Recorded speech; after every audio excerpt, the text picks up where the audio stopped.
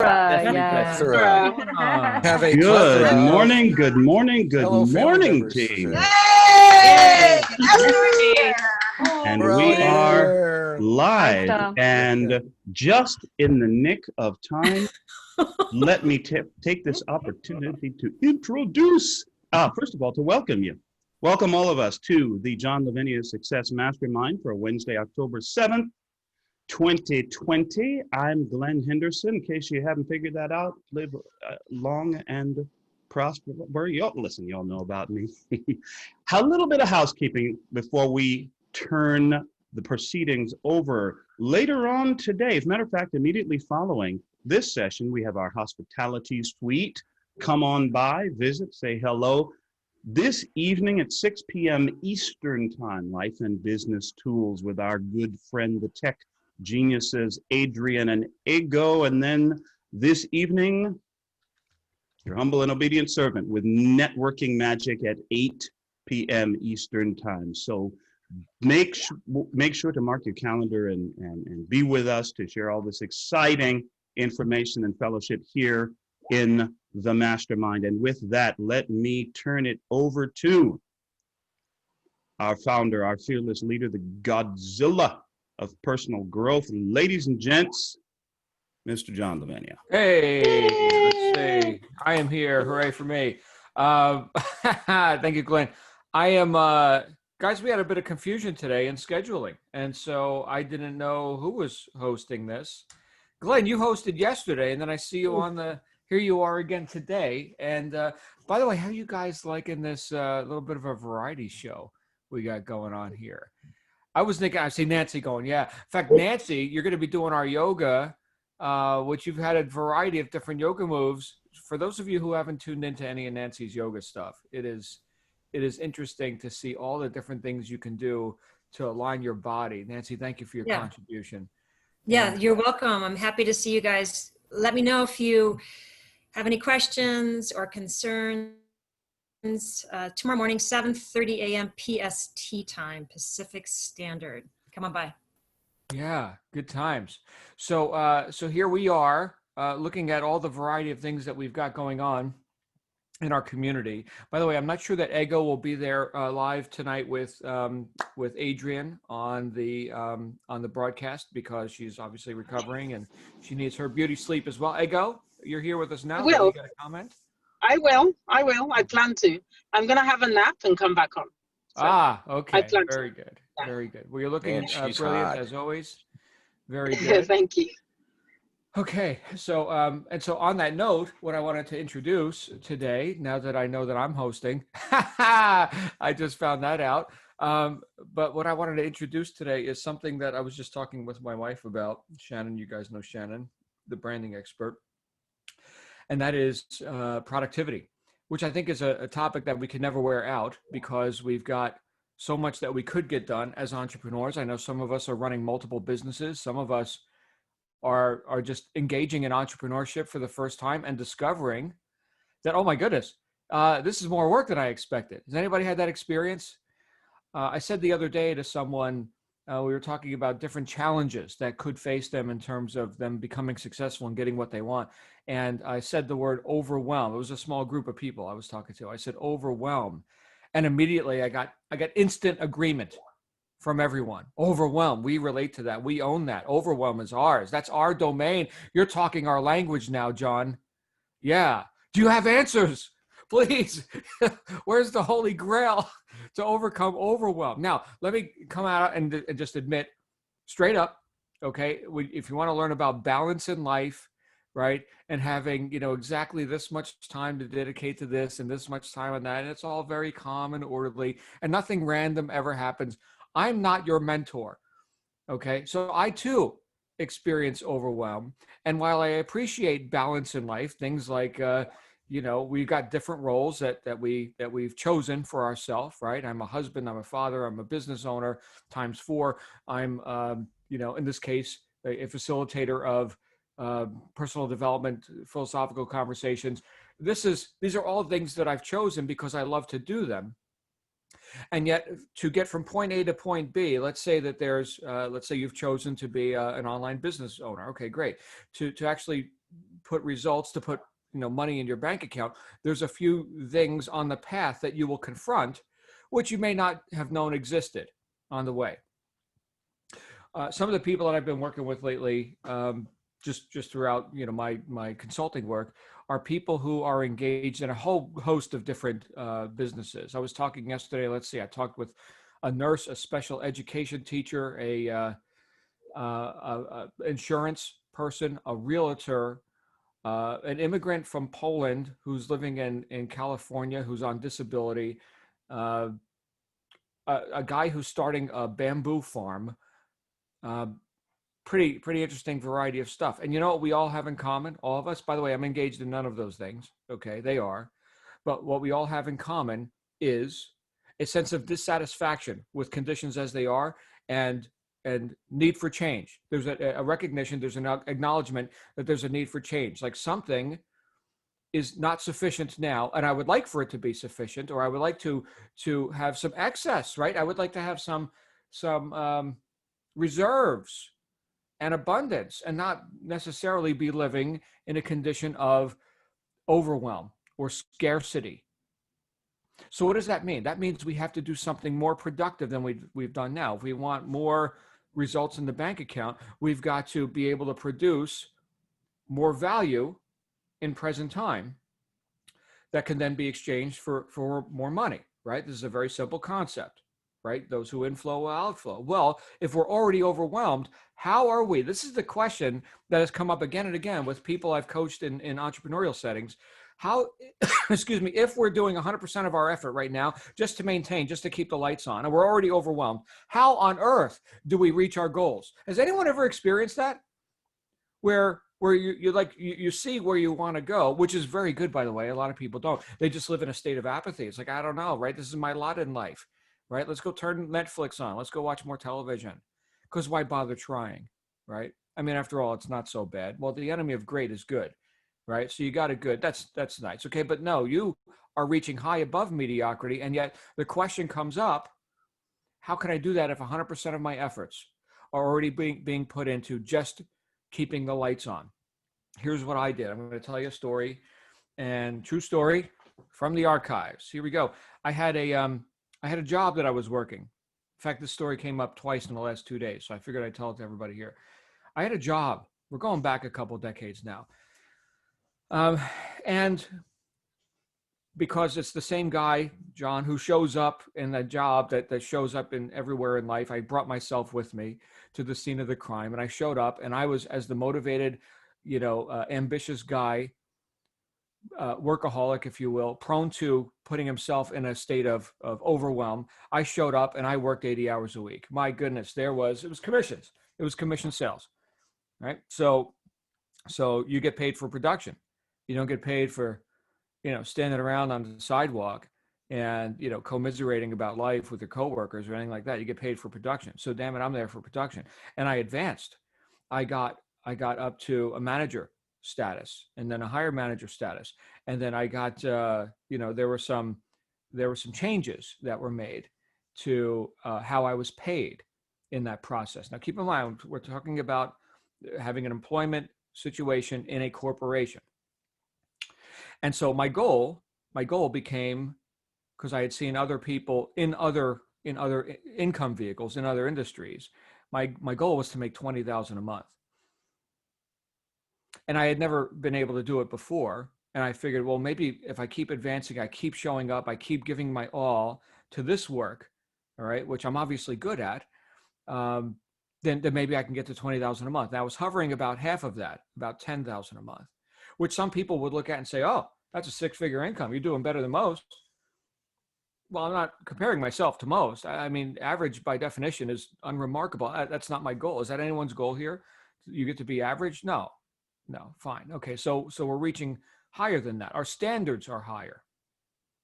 And understand that when I considered this $20,000 a month, this target, it wasn't like a limit. Like, we're not building the ceiling on the structure here. We're building the floor. These are my standards. They're not my limits. I figured, because I knew people who made even more than $20,000 a month. Again, not in that vehicle. That's the key. Okay, not in that vehicle. But I had met other people who made 50. I met one guy who made $100,000 a month. Completely different vehicle, completely different business model. But it lit a fire in me. So I figured my new standard should be at least 20% of that 100, right? And then, I can figure out how to go higher than that. Anyway, I chose this vehicle of a job, and which was good because it gave me work, right? Customers came in the door, or prospects or guests, or, the public. And my job was to convert that traffic into buyers. And I was really freaking good at it. I'm really good. Okay. So they promoted me, and then I get to manage other people. And I'm thinking, all right, I'm climbing the corporate ladder here. But guess what happened? I started making more money than my senior managers. Can't do that. There's this thing called politics in corporations, right? And control. And by the way, you don't have any. And so that last year that I ever worked this job, or any job for that matter, I had 3 pay cuts in a year. Now they called them promotions, right? Because that worked very nicely to get me to the point where I was, I guess for lack of a better term, dependent, suckling on the teat of the corporation, right? So here is security. That's what this is. This is a steady workflow. You keep showing up, you're going to keep making $100,000 a year. And that was what the job was worth. It wasn't what I was worth. It was what the job was worth. So what did I sign up for? Right? I signed up for a job. And it kept the lights on, right? I mean, after all, we got to do that. But it was killing me. After 3 pay cuts in a year, mind you, I had just gotten married to Shannon, and just a few months prior. And I ended up in the hospital with a stress-induced colon infection. The doctor said, yeah, your husband's job is killing him. He'll be dead in 5 years if he keeps going like this. My physiology was a wreck. I was getting overweight. Right. I mean, it was not a good situation. And in fact, that 3rd pay cut came right after our wedding. So in fact, I walked into the office that day. I had this office that I would operate out of. And I walked in after the little weekend that I wound up taking off. I couldn't travel for a honeymoon or anything. We got to get back to work. Okay. But we had the wedding, we had a little weekend, and then I got back to work, and they had cut my office up and divided it up into 4 cubicles. And John, here's your cubicle. Anyway, they wanted me out. That's interesting. Some of you who've known me for a little while, you know that I've also had that experience, whether it makes financial sense or not. I've also seen the short-sightedness of other organizations who, for whatever their personal reasons, would rather have somebody else in the driver's seat because they need to feel like they're more in control or have more influence or whatever. They need to be the hero. That's a bit of a tangent. If you know what I'm talking about, you know what I'm talking about. But some of you have witnessed that recently. That being said, I wound up just locking myself in my house for a couple of days because I was in the hospital, right? And this is killing your husband. And my wife had to go to the East Coast, back to New Jersey for a wedding or something with some relatives. And I just locked myself in my house for a couple of days and meditated on, well, how did I attract all this adversity into my life, all this overwhelm, all this confusion, all this non-ability to reach my goals? And then I just kind of got quiet on that. And I realized, you know what? One door closes, another opens. But it's dark in the hallway. And I was in that dark hallway. I couldn't see the door opening. Rome is burning all around me. Something good's got to be coming, right? And what I realized is you can't hang on to this plateau, this plane of expression, this degree of satisfaction or production or whatever, and at the same time jump the cliff or straddle the cliff onto this higher plateau, right? Your legs aren't that long. You can't straddle the cliff. You've got to jump or use some sort of a launching device, okay, to get to the higher level. You can't maintain comfort and advance. That's what I realized.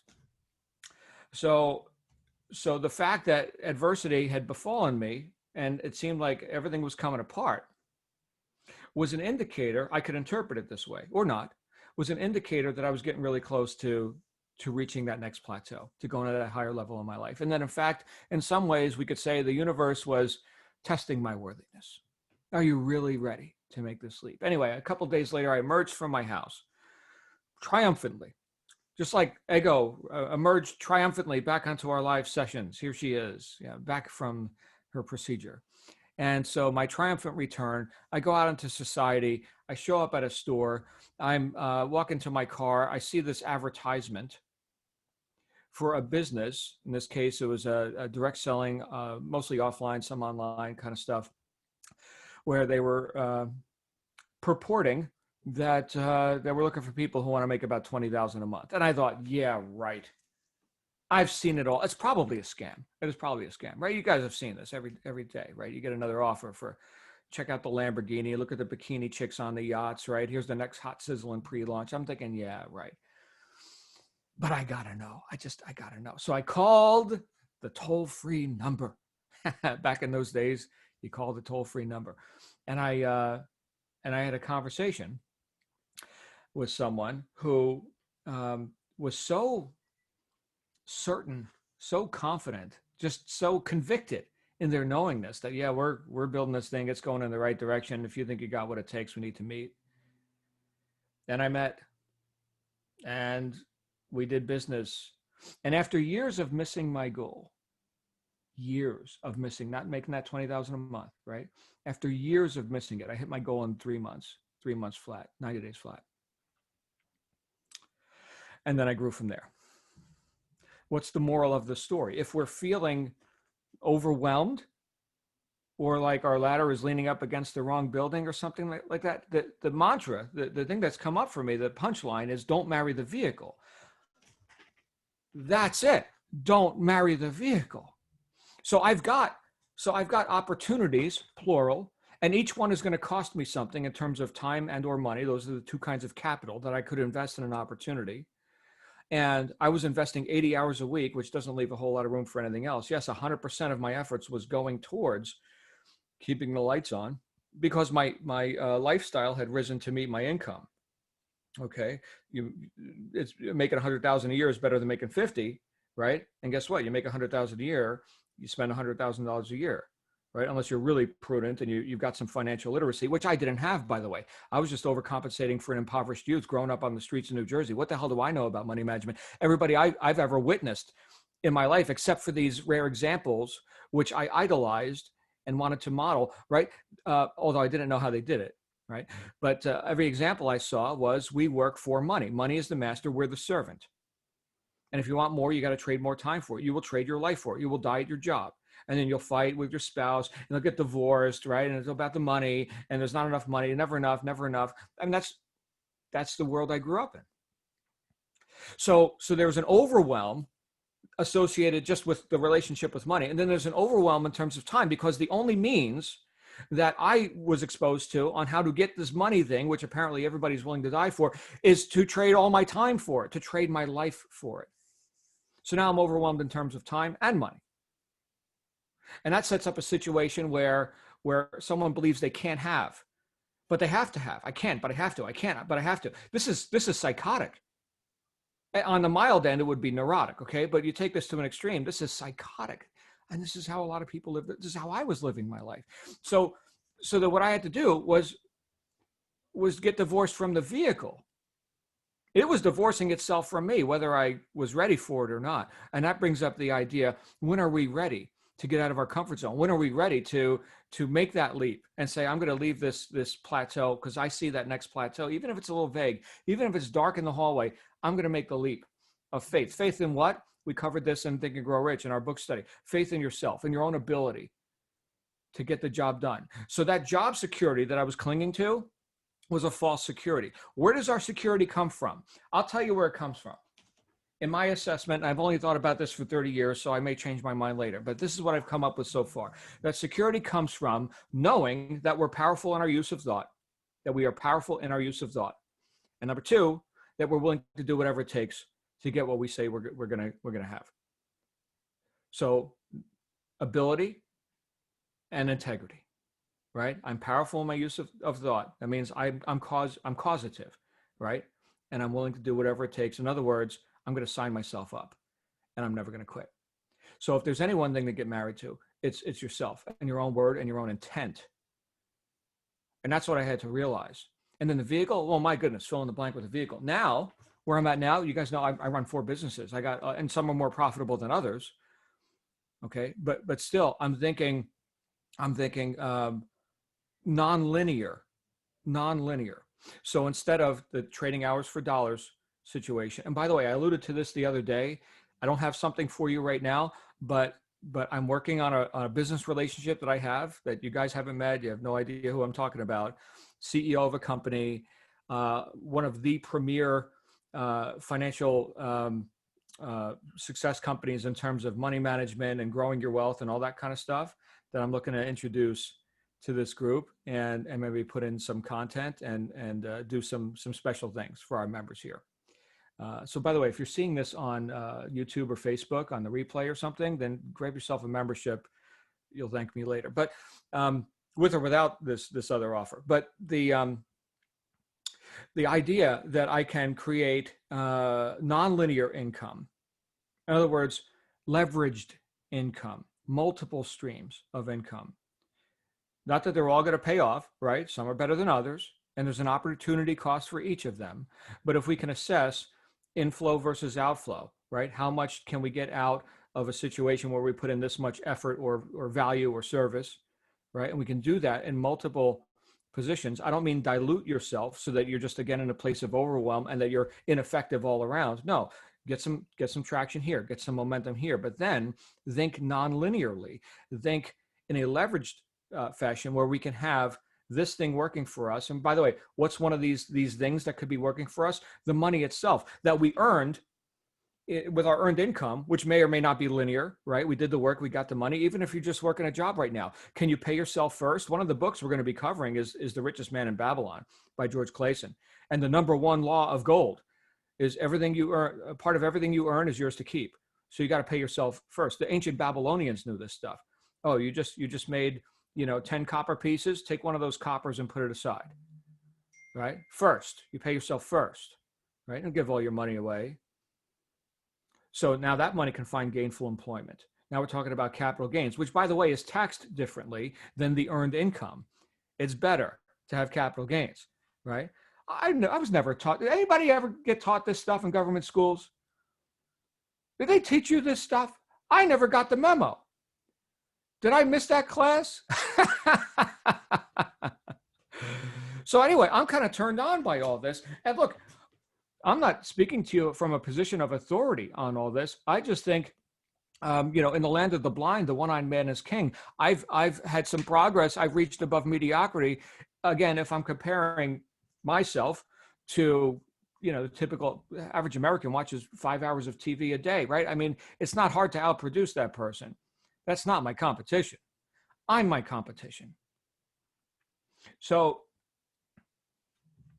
I had 0.2 seconds to prepare this talk, but I hope it gives you something usable that you can assess for yourself. It's self-assessment, right?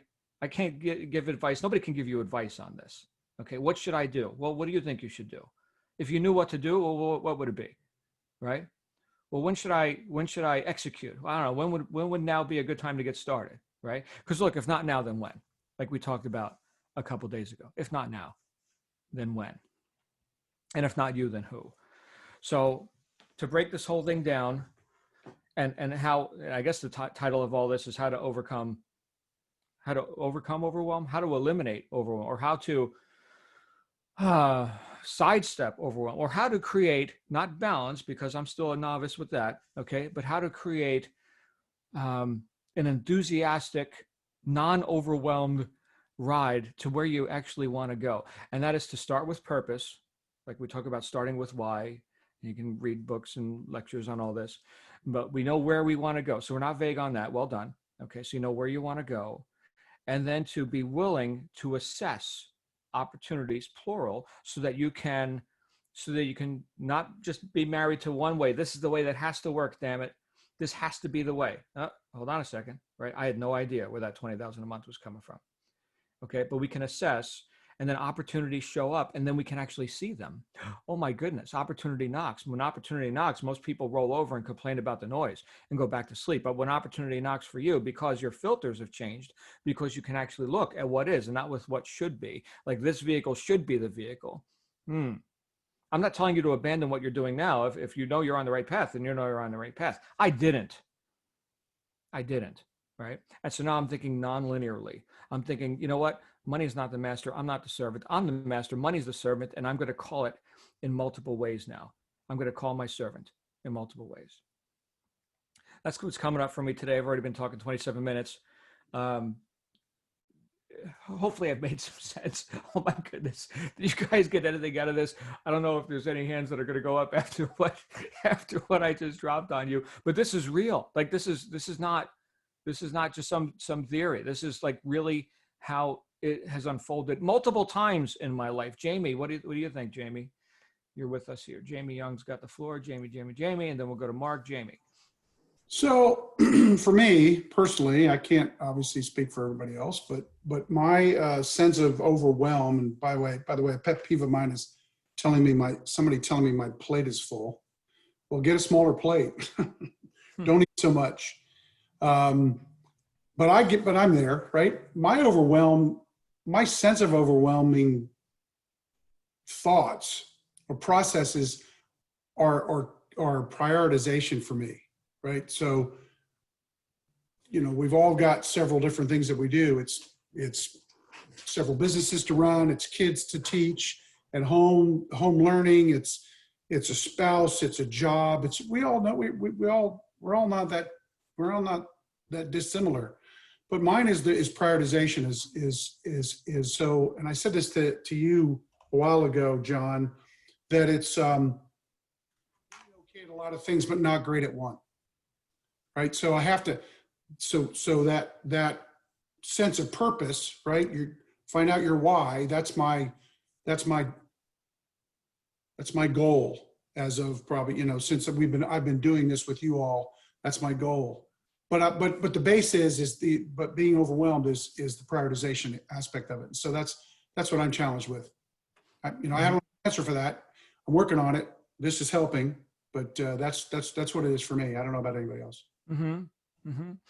Do you find that your knowing or not knowing what to do adds to your overwhelm? Sometimes, yeah. And I'll use Amazon as a case. It's like, you're looking out over that edge, right? The ledge, and you go, okay, I'm gonna wait. I think I'll wait. You're doing this. Mm-hmm. So, yeah, the lack of knowledge is sometimes, not knowing. Not knowing what the outcome is. Not that I know I can't control it, but we still tend to try. But yeah, I think has a lot to do with it. Because the more we know what to do, the more competent we become, the faster we can go, and then the less things pile up on our to-do list because we're getting done, right? So done creates time, exactly. Right? Not done adds to time. So there's an additional whole topic. In fact, as Adrian Garner knows, I am in the stages right now of retooling a productivity program specifically to address that, which is another way to overcome the overwhelm, right? And Jamie, thank you for being so frank with us. Because look, a lot of times people, especially as entrepreneurs, and you're a seasoned veteran of sales and marketing. I mean, you know stuff, man. You didn't just fall off the turnip truck yesterday, man. Jamie's a competent guy. And to show up here and say, you know what, my shit isn't 100% together, right?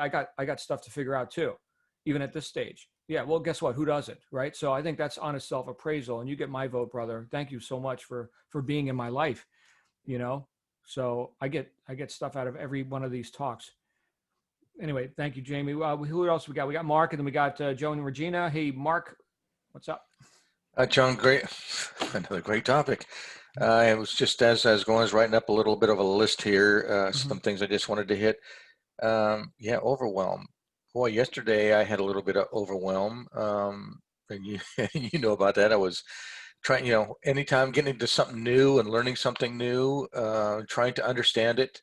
Getting across those words or procedures or processes that I don't know yet, and then going into something before really have a stronger understanding of it, and that's on me.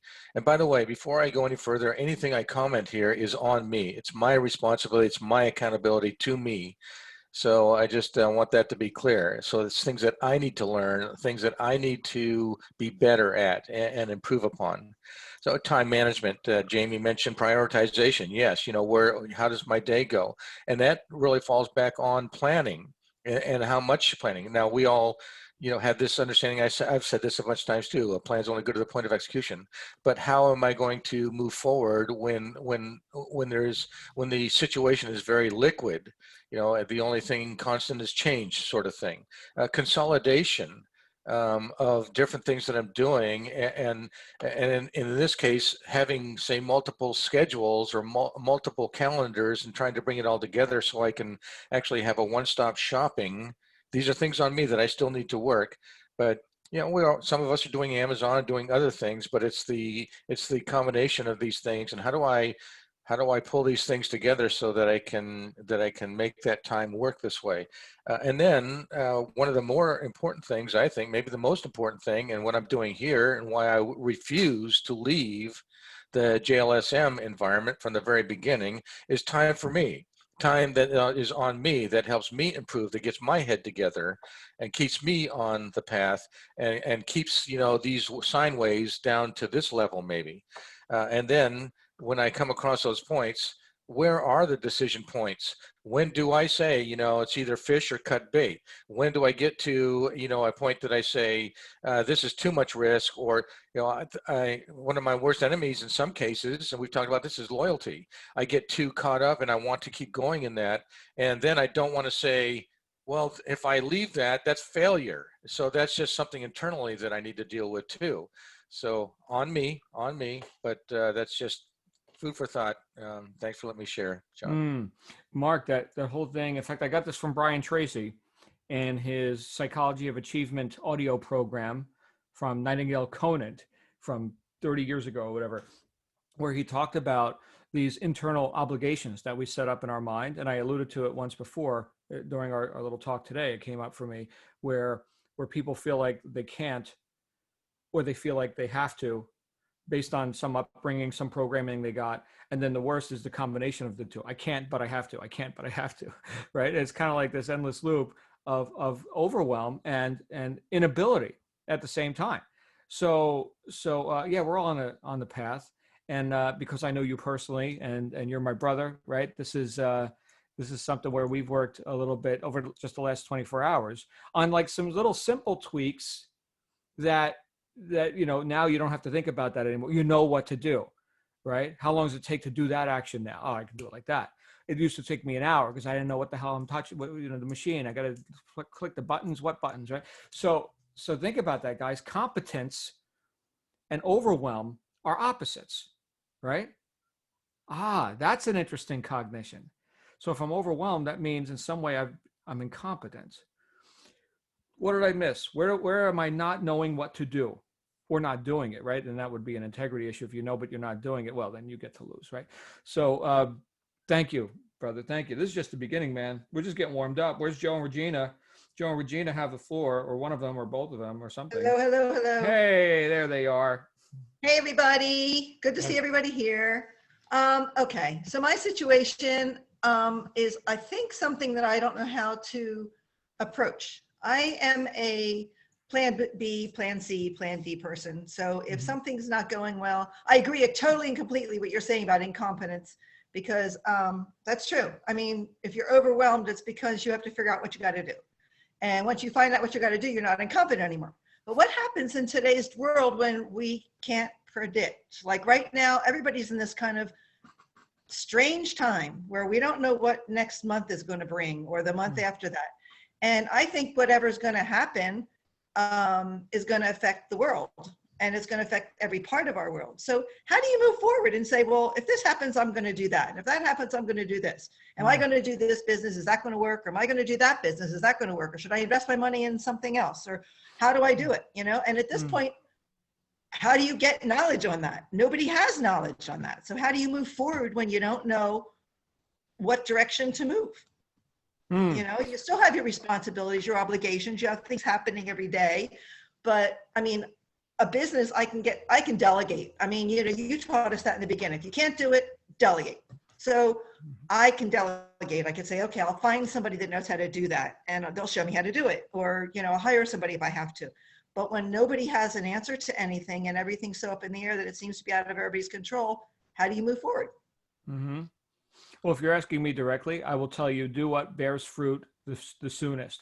In other words, if you can make investments of time and money and effort into something that can bear fruit in October, well, let's go ahead and do that. So you may already have some seeds planted there. That's cool. Right. Now, at the same time, you've got plan B, C, and D. So you're planting those other seeds, which may not bear fruit this month. Okay. And I know you're referring to, we got the probably biggest election in our lifetimes coming up, right? And we've got absolute madness in the streets of America over this. Like, people have lost their minds, not rational. You can't reason with them.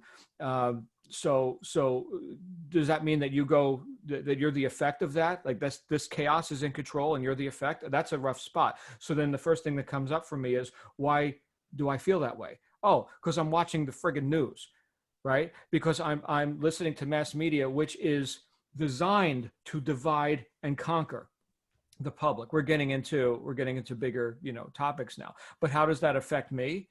That affects me because now I'm getting all worked up, right? I can't create and destroy at the same time, right? I watch this craziness that's going on in my society, right? And I'm thinking, I'm ready to fight.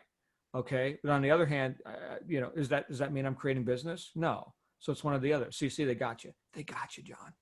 They got you to start thinking like a fighter.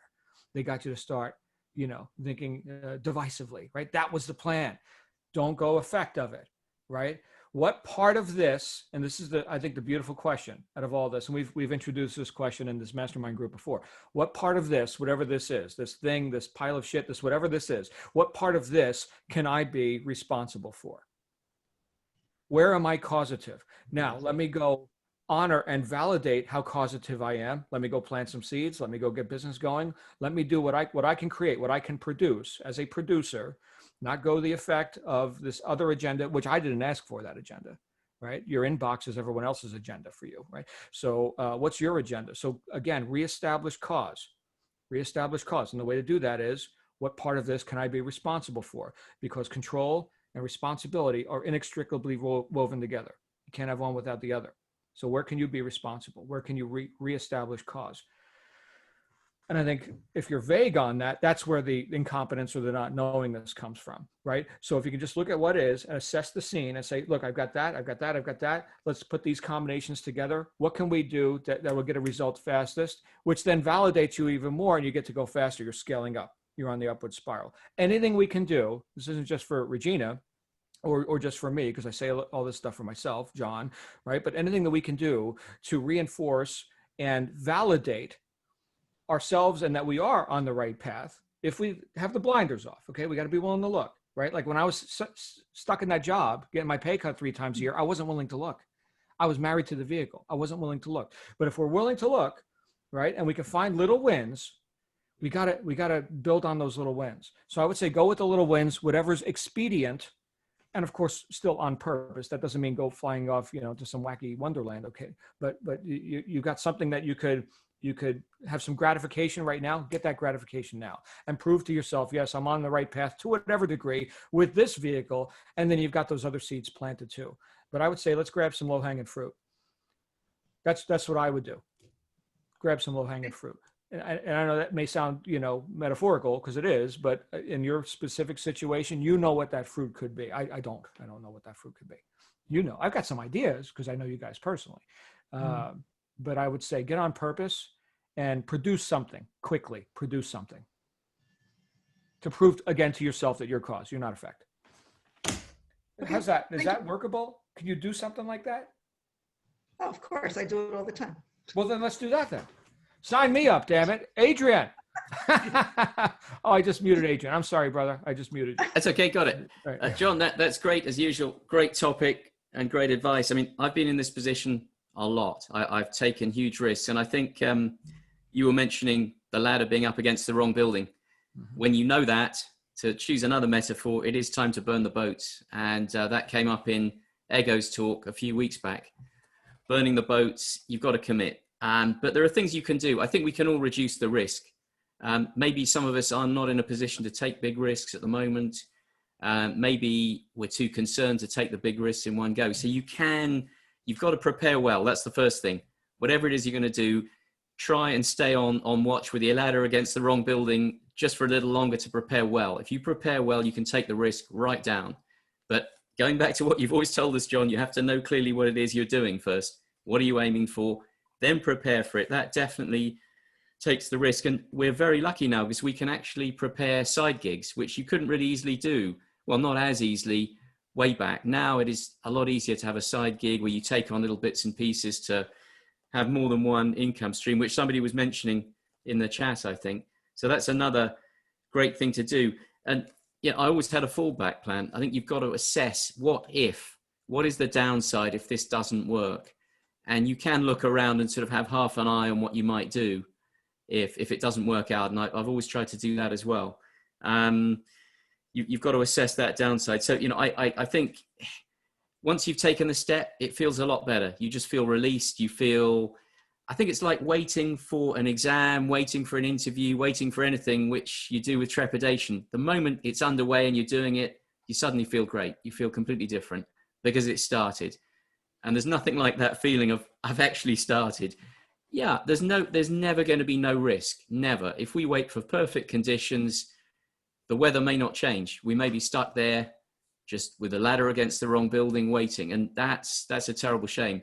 So I know it's really difficult. I've been there. I've sat there and agonized over these things. I've taken some huge risks, but look at those downsides and prepare really well. And I think you won't regret it. Adrian, I need you to rub some of that off on me too. I have been so risk averse much of my life. You're talking about taking huge risks. And I've taken some which may have seemed huge to me, but my goodness, that is one thing where it's also like delegation, like hiring employees. That's a risk, right? Which I've also been, you do it right, you do it yourself, right? So I've got a bit of evolution that I could stand to develop in that area as well. Anyway, you and I are going to be talking after this. Adrian and I got a little private meeting going on here. We're scheming in the background. Good stuff coming your way via Adrian. Great. Where's Cyril? Let's get Cyril and then Edward out here. Hey, Cyril, what is going on, Mr. Cyril? Hello. Hi. Actually, this hit a mark for me. Hits home. I have tended to, as I've some of this I've probably said before. I've tended to go for my passions in my life. Now, for a lot of people, that would be more risky. But for me, I kind of had no choice, really. I had to do what I had to do. And internally, I do feel as though I am more risk averse. But what I found is, particularly when I learned to dance, when I was dancing, when I got into dancing school, every year I ended up in hospital because I was overwhelmed and I thought more was better. And I literally worked myself to the ground. Didn't know how to look after my body. Didn't really know how to input all this information that I was having to deal with, and my body was going crazy at the same time, which didn't help me emotionally either. But it's interesting because I found that was the lowest period of my life, but it has taught me the most. Because out of that, for example, I learned I had to look after my body, and that was an imperative, which I did. The other thing was that it taught me how to at least learn dance. And because of my my kind of NLP training and my Tony Robbins watching, and then also my meditation, I realized that I had to, for the next time I did it, which was when I was learning salsa, that I had to utilize my head more than my body, and that I basically when I was learning salsa, I purposely, because dance really often doesn't have a language. There are a few dance languages, but most of them aren't. They're usually particular to certain people, and certain people in certain areas will use that particular style. But mostly there isn't a kind of an overall language. So I basically put together my own language and written language for writing dance as a way to transcribe what I was doing. And then also I would utilize meditation to then to run through those ideas in my head, and that actually worked, and that worked quite well. So that, because particularly in something like dance, your mind has to flow linearly. However, because your mind can flow quite fast, actually you can alter and change and interpret along the way. But it did all of that. It enabled me to be able to think in dance, but it was only because I'd learned the hard way what I wasn't doing. Now, applying that outside of dance, well, some of that I know is applicable. About using the imagination to guide my inner, guide my vehicle. But I wish it was that simple in terms of doing it, using it in terms of, well, I wish it was as simple as I found it was when I was teaching myself salsa. But yeah, my 2 pence worth. Yes, interesting. I actually really like this topic. It was off the cuff for you, but it hit home for me. Thank you. Well, you know what, Cyril, it was 10 seconds before I logged on. I was just in this conversation because it's all very real. Shannon and I, my wife and I, were planning several projects at the same time, and this whole topic of overwhelm and getting into the flow and balancing this with that was my present time reality. So it's not like I needed a rehearsal or anything. It's really what's happening in the Lavenia household right now. So, so it flows pretty natural. But if you could find a way to get into that same flow, because you're interested, you're enthusiastic, right? Dance is an enthusiastic, it's aesthetic, it's arts, right? You get into that. The other thing, which is a bit of a relief valve on that, is like, what's right? All right, so you're interpreting the music with dance and you're flowing with that. Well, if it looks right, it is right. It's kind of like in the music world, right? If it sounds good, it is good. Am I playing this right? I don't know. Does it sound good? Well, you got it, right? So do you have that same wiggle room in your business? Maybe in some ways, and in some ways not, right? So maybe there's the stop right there is here's the box that you think you've got to live in with that. But maybe you can bring some of that flowing enthusiasm into the creation of your business within the bounds that it needs to be in. Food for thought. And I think the main thing is the emotional state with which you approach your business or whatever the endeavor is. Thank you so much, Cyril. We got 10 minutes left. Thank you. And we've got Edward, and you are so welcome, sir. We got Edward, and then we got Therese, and then I think we're going to wrap up. Edward, sir. Thank you, John, for the topic, and thank you, everybody who has said stuff. It has really resonated with me, and I thought I should say something. Risk. I've been a big risk taker, but I have realized lately that I've been leaning the ladder on the wrong wall, the 9 to 5. You know, I've taken quite massive risks. When I was younger, I left my job as a junior banker in Uganda and hopped onto a bus and went to South Africa at the peak of apartheid, not knowing where I'm going, but determined to get through. And I did. I moved my family several times to different places, not knowing or no guarantees of success.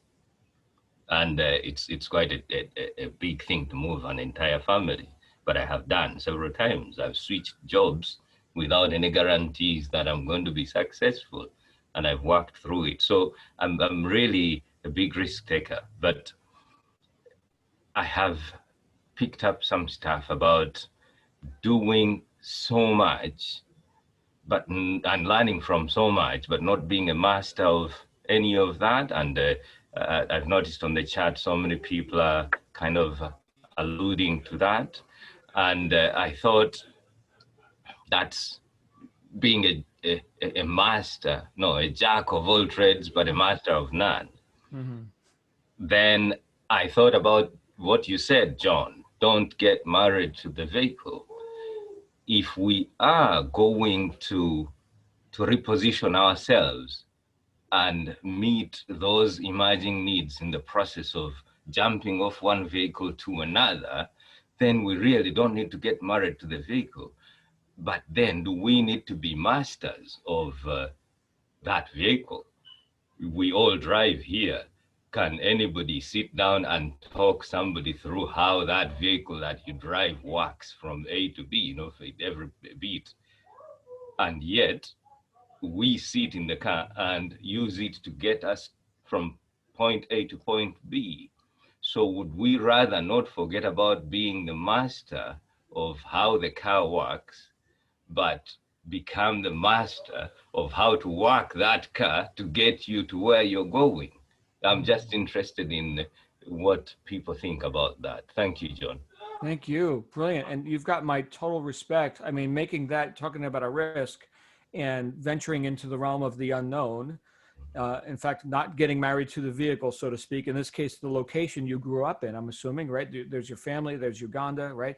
To leave all that, I can't imagine. I grew up in the United States, right? Which I think I'm very fortunate, right? I was born into this. I'm fourth generation from Italy, right? My family came from Italy, escaping the fascist Mussolini regime, right, to come and have freedom in the United States. And they brought, pizza and lasagna and cannolis and everything else, right? I think the Italians are the best cooks in the world. Of course, I'm Italian, so I would think that. But I think the whole world should think that. But I can't imagine, right, leaving. In fact, I know people who, and I got to shut up because we got other people that want to share, but I know people who grew up in the neighborhoods, New York City, New Jersey. They've never left. They've never left. Their whole life is these 5 blocks of Brooklyn or something, right? Like that's their world.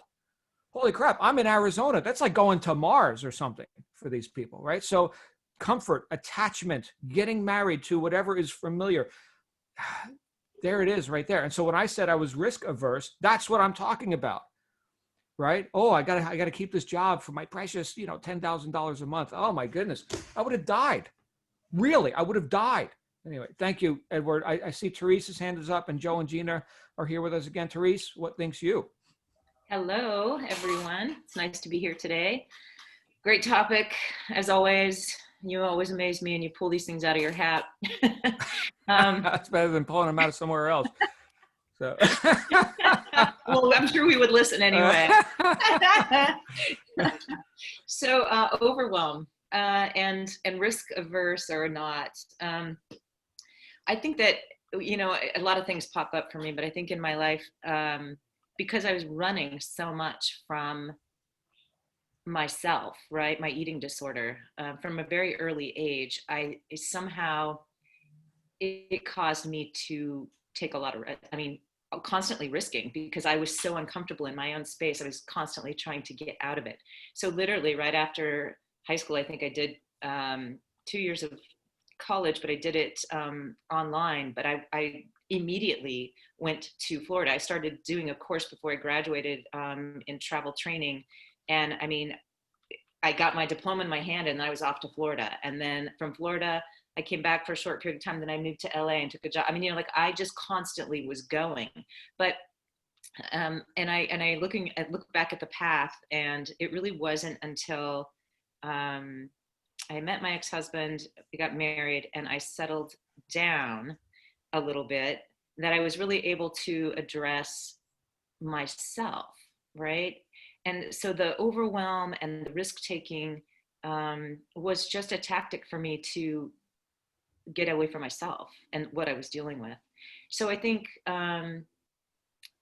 after really addressing that, healing it, and understanding it, and again, that's been a lifelong path of addressing that and healing it. And every single day I deal with that. But I was able to love myself. I took a long period of time without risk taking, and I needed to do that. And then I kind of got back to it. Like my job was one job, but I was constantly on the move, constantly taking risks, constantly traveling on my own in and out of the country, despite maybe my ex-husband's you know, so I don't know. I mean, I'm really comfortable being a risk taker, and I'm frequently not worried about the guarantees. And perhaps that's a good thing, or maybe that's not a good thing. But I do know that being a part of this group has really taught me about planting seeds, diversifying, instead of having them all in one place. And really the last 4 years have been very much about that. You know, I've gained a lot of knowledge in completely different arenas than I had been in. And there was certainly a lot of, you know, there's always a lot of fear, but the fear, I think, is what inspires me and drives me. And, but I definitely am doing it in a different way. And I guess that's also age, perhaps. But yeah, thank you. I'm not sure if that even fit in, but that's what I was thinking. Thank So, you, Therese. thanks everyone for listening. If it's fitting for you, it's good, usable stuff, then let's run it, you know, thank you. Yeah, and we honor you. Therese, by the way, hosts our integrative nutrition sessions on Fridays now, every Friday. That's very nice. We are going to wrap up. I do see Joe and Gina got their hands up again. Something you guys got to share. Come on out. Yeah, John, you know, it's Joe. And, you know, one of the things that, you know, I was getting into this, I know earlier days that, you know, I used to be, you know, high risk in things that I did, because originally I was in a box, basically. And I felt the security there. I knew everything about that inside. I could bounce off all different walls. I knew everything, and it was no big deal. And then all of a sudden, when you expand out from that, that's, you know, extremely scary. But I know at an earlier age, I didn't have the issue as far as like exploring that. You know, I went from, you know, just, you know, moving out of that box and kept progressing and progressing. But when you start getting, it's like with the small wins and so forth, different avenues you start to get into. When you start, you know, you get wins and losses, wins and losses, wins and losses. But I think like later on in life, you know, things start to change when you have a loss, and you know, it's tougher to, you know, to step out again, To recover. you know, and to recover from that, you know, for yourself. But you know, what it is, it's just, it's me, it's in my head, and I have to get that out. You know, I could see, okay, with the visions, what is available, you know, to me. But it's like, well, should I do that? Should I do that? But it's just a matter of, you know, trying to get past that. And I think that's one of the things that I'm in there right now. But through this and with everybody else here, it's helping me to step out again, to get back to, you know, that risk taking. But it's not as much, I think, when we start to think about what we're doing and able to accomplish, because we can actually lower our risk by just looking and seeing what is available right there, and be able to jump in on that and say, okay, hey, look, you know, I can make this, I can do this. I don't know, you know, how much I'm going to make out of this or whatever, but I know I'm going to be on the plus. And as long as I'm on the plus, that's me. Thank you. Thank you. And you're reminding me of the first rule of business that I was taught when I was considering being an entrepreneur, and that is assume nothing. In other words, be willing to look, work with what is, not with what should be or what you would like it to be, right? And then we get to find opportunities because we can see what is, right? It's an unfair advantage, which unfortunately a lot of people don't really execute that advantage. But Joe, thank you. Thank you, Regina. Thank you, everyone who shared. I do want to make a last call announcement on everyone's behalf via IVA. That's an interesting use of syllables. So last call, please send IVA a fun fact about yourself via Facebook Messenger for our Fun Facts Friday session after the general session. So what we're doing Friday, right? Of course, we have our general session, and then we have our hospitality suite, which is open right now as soon as we log out of this. And we're having a game. IVA introduced a game. Mark also sort of introduced it. It kind of morphed, and now we're going to run with this game where send IVA a couple private facts about yourself, fun facts, and then we're going to see if we can match up the attribute or whatever the fact is with who owns it, right? It's going to be fun. IVA, should I send you a couple of those too? Probably, right? Although I think you guys already know everything about me. I just vomit in your ear every day. No, yes, please, John. Yeah. Yeah. You and Shannon as well. Yes, please. All right, let's wrap up with that. Glenn, you've got the con. This was a weird thing. By the way, Glenn, thank you for the wonderful introduction. I got to hear part of it and it made me sound really important and like people should listen to me. So Glenn, if you would. Thank you so much for jumping in, John. You right off the top of your head, the deepest of profundities. Great respect and gratitude, my friend. Come look for Adrian at 6 p.m. Eastern Time this evening, Life and Business Tools, and then Networking Magic at 8 p.m. Eastern Time this evening. Thank you all very much for joining us. See you soon.